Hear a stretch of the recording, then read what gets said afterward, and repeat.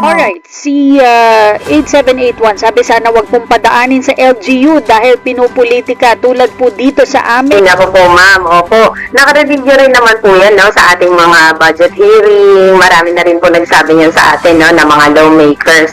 Ang katotohanan po ay hindi po namin dinadaan ang cash gifts sa mga local government units.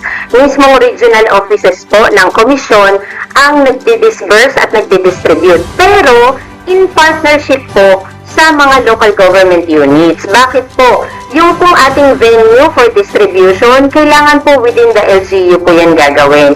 Yung pong mga constituent nasa local government po. So sila po ang nakakakilala. Pero rest assured po ma'am, wag po kayo mag-alala, ang pondo po ay hindi po namin dina-download sa local government units.